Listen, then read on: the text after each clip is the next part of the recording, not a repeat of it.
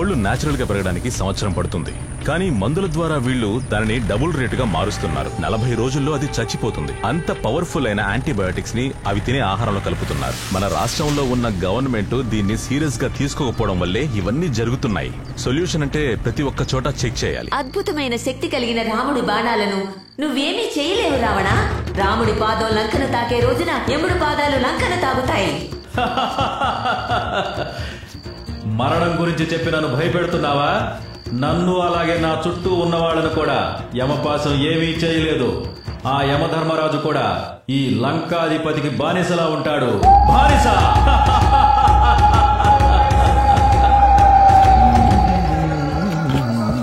Sir మీకు phone వచ్చింది. ఎవరు? మీ వైఫ్. Wife calling. ఏమైంది? నేను నీకు చెప్పాను కదా స్టేజ్ మీద ఉంటాను, డిస్టర్బ్ చేయొద్దు అని. మన పిల్లాడికి ఒంట్లో బాగోలేదండి, నేను వాడిని తీసుకుని హాస్పిటల్కి వచ్చాను. ఏమైంది? రాత్రి మీరు హోటల్ నుంచి తీసుకొచ్చిన చికెన్ తిన్న దగ్గర నుంచి వాడు వాంతులు చేసుకుంటూనే ఉన్నాడు. వాడిని ఇప్పుడు ఐసీయూలో అడ్మిట్ చేశారు. ఐసీయూలోనా?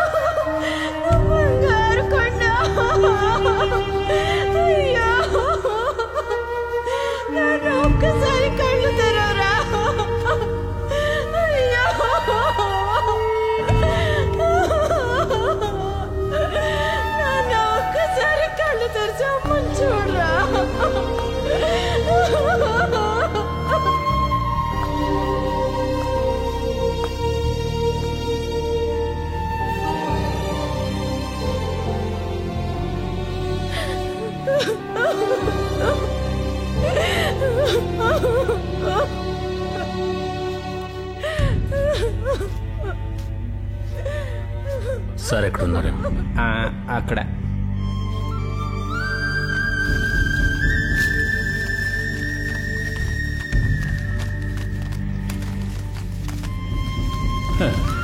రండి స్వామి, రండి. ఈ డబ్బంతా కూడా నేను లంచంగా భయపెట్టి తీసుకున్నదే. కోటేశ్వరుని అవడానికి జనాలు చచ్చిపోతారని మీరు చెప్పినప్పుడు నేనేం చెప్పాను?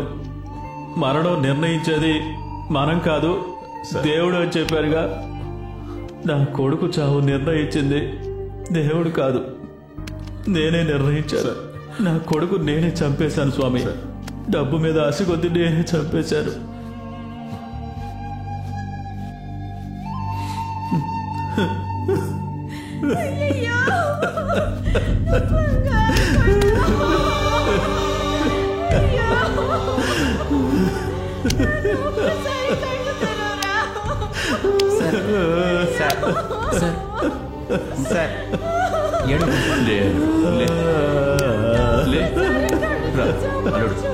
వేలు చచ్చిపోయాడు బావా, వేలు ఎప్పుడో చచ్చిపోయాడు. అంత అయిపోయింది బావా, అంత అయిపోయింది. నా చేయి జారిపోయాడు.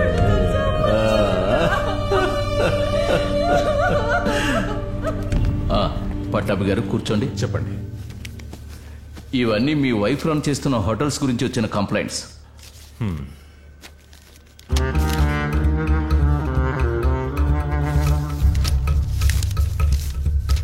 చూసారుగా, అన్నీ ఒకే హ్యాండ్ రైటింగ్, ఒకే అడ్రస్. వాళ్ళు ఎందుకు ఇలా చేశారో మీరే ఎంక్వైరీ చేయండి. సరే సార్. మరో మాట, వేణు ఇంకా డ్యూటీలో జాయిన్ అవడం. సునీల్కి ప్రమోషన్ వచ్చినట్టే. ఏరియాలన్నీ అతనే హ్యాండిల్ చేస్తాడు. సుకుని తనతో పాటే ఉండనివ్వండి. సరే సార్.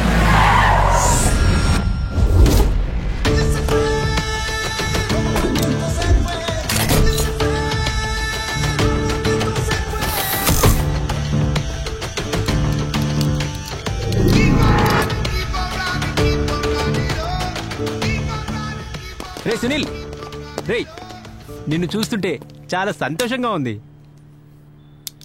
ఎవరా నువ్వు? ఏమని పిలిచావు? సునీల్.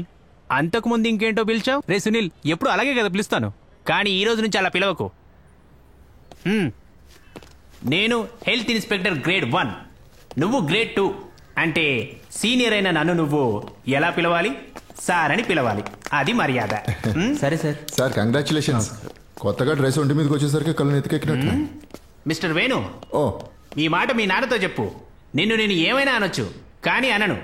ఎందుకంటే నా గ్రేడ్ మారింది. తెలివిగా మా నాన్న తిట్టి వెళ్తున్నాడు. ఇప్పటి నుంచి జాగ్రత్తగా ఉండు. సరే సరే. మిస్టర్ పట్టునా, ఇప్పుడు మేమిద్దరం ఒకే గ్రేడ్, పేరు పెట్టి పిలవచ్చు. మిస్టర్ పట్టు, చెప్పండి. మీరు కొన్ని విద్యలు చూపించి ఫేమస్ అయ్యారు, అది విన్నాను. కానీ ఇక మీదట మన ఇద్దరి మధ్య నేను ఫేమస్ అవ్వడం మీకు ఏ డిస్టర్బెన్స్ కాదుగా? సుకు, నాతో రా. వెళ్ళొస్తాను సార్. డివిజన్లో ఉన్న అన్ని హోటల్స్లో ఇవాళ ఫుల్గా రైడ్. మీతో అలా చెప్పి వెళ్తున్నాడేంటి సార్? వెళ్ళిరాని వేణు.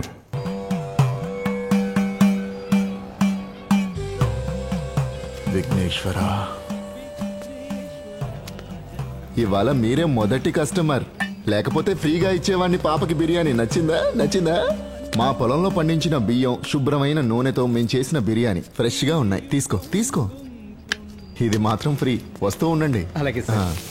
చాలా మంచివాడు కదండి.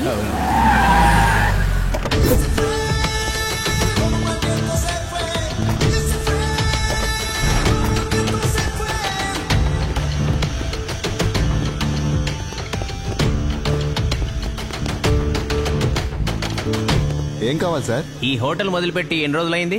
1 నెల రోజులైంది సార్. అలా అయితే లాక్ చేసేయచ్చు. సార్, ఆ ఫోటో చూడండి. సార్, మీకెలా తెలుసు?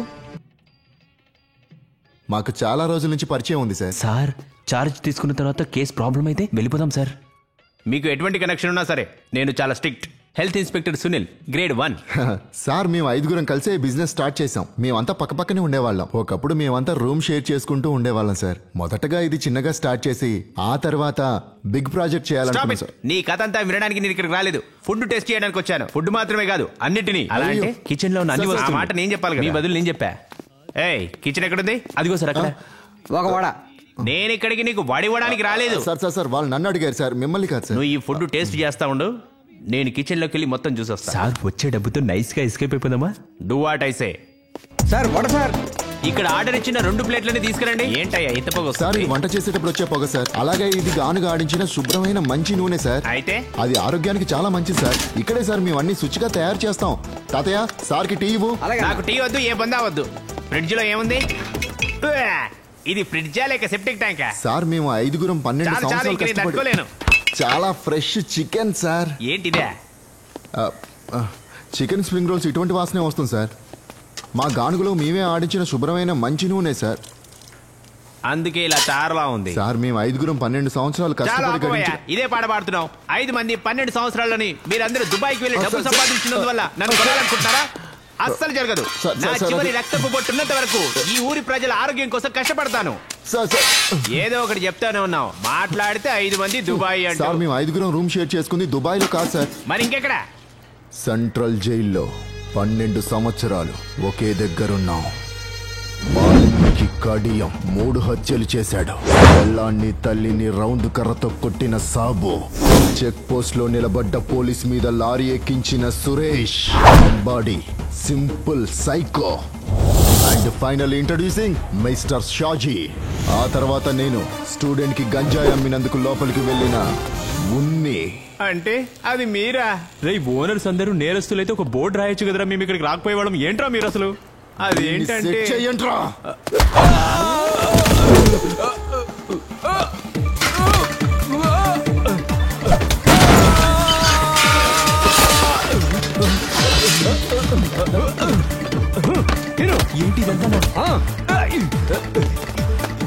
ఏంటిది? పరోటానా తుంబ చిగురా? నా కాలు పట్టుకోకు, నిన్ను క్షమించేసండి, వదిలేయ్. గోధుమ పిండిని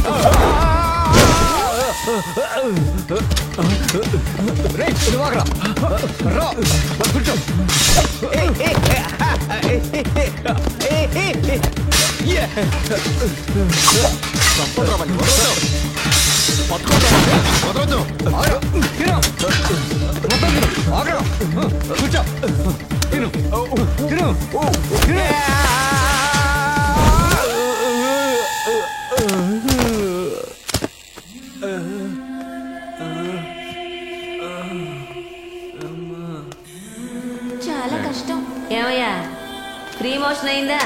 ఈ చిన్న ఒంట్లో ఉన్న మొత్తం మోషన్ పోయింది. చూడండి ఈగలు కూడా వస్తున్నాయి. ఇంకేమైనా అర్జెంట్ అయితే నేను పిలుస్తాను సిస్టర్. ఇప్పుడు చాలా కష్టం. వెన్నెముక ఫ్రాక్చర్ అయి ఉంటుంది, అందుకే మోషన్ గురించి మాట్లాడుతున్నారు. నువ్వేం మాట్లాడుతున్నావు? వెన్నుముక డ్యామేజ్ అయితేనే మోషన్ అవుతుందా? తెగ నరికిన చెట్టులా ఎలా పడుకున్నారో చూడండి. వెన్నెముక విరిగే ఉంటుంది. వెన్నుముక గనక విరిగితే ఇలా పడుకోలేడు. వెన్నెముక విరిగి ఉంటుంది, వెన్నెముక విరిగి ఉంటుంది. ఫ్రాక్చర్ అయింది. మీరు నా చావుతో పోరాడుతున్నారు. వెళ్ళిపోండి ఇక్కడి నుంచి. నీకెంత పొగర్రా? చూడు, నీకు మంచి పని అయింది. నీకేం బాగవదు. ఇంకా నుంచి వెంట రావయ్యా.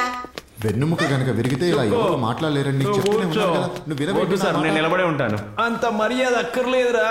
మర్యాద కాదు సార్, హోటల్లో ఉన్న అన్ని పరోటాలు నాకే పెట్టేశాడు. నేను నిలబడ్డాను తప్ప ఇంకేమీ చేయలేను. పట్టాభిలా అవ్వాలనుకోవడం చాలా పెద్ద తప్పు. మనం వేలుగారులానే ఉందాం. మరి ఇవాళ మొదలు పెడదామంటారా? ఫస్ట్ అయితే ఇది సరిగా అవనివరా. సరే సరే.